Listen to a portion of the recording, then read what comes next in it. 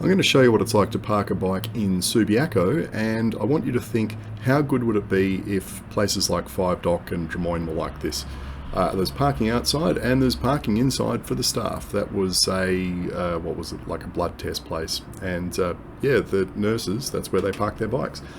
So Subi has got some very good bike paths going through it, and as you can see, they're not just used by cyclists, also they're used by all sorts of people that need to get around.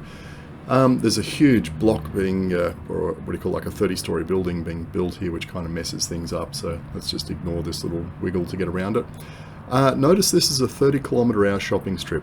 This is a bit like Great North Road going into Five Dock. It's similar in that there's a hill and you're fairly slow on it, but look at how they've narrowed the streets. They've made it really easy to cross the road, and if you look over on the left there, you'll see a bunch of bikes parked outside that cafe.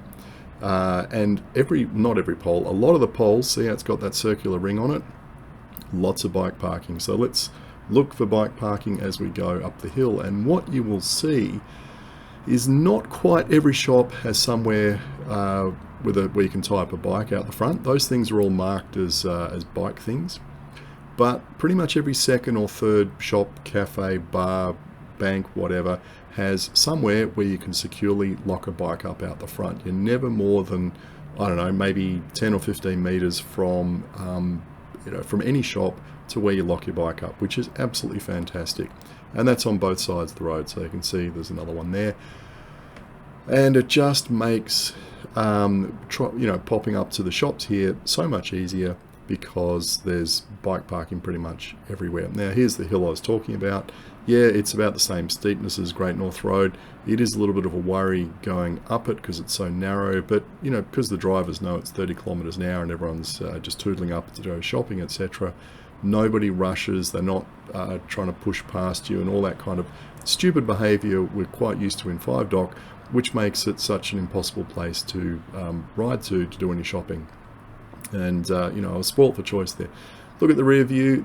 That one was quite annoying because they've put all that what do you call it, those water-filled barriers there, and there's a pole that doesn't have one, and instead of moving the ring to somewhere where it was usable, they just left it in place where it's unusable. I mean, there's poles around the place that don't have these rings on them. They could have shifted it. Now as we roll down the hill, if you keep an eye out to the left, hopefully you'll see all the bike parking infrastructure as we go down the hill. I don't have to point it out to you anymore. Now the only spot where I found that there wasn't a kind of a high density of bike parking infrastructure was the shops down the end here at the very end of this block. There seemed to be absolutely nothing. Well, I mean, that's what I saw when I was waiting for the lights to change.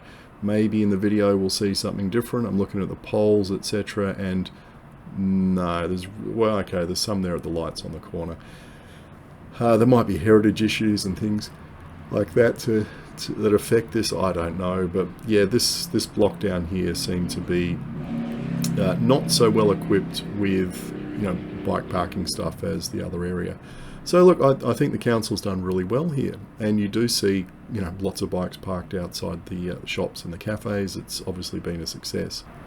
Now just one quick correction, if you look at those poles over on the far left there where they've got like the pink tops, you'll see that the one that's closest to the camera doesn't have a bike parking thing welded onto it, whereas the one that's running parallel to the footpath does have one.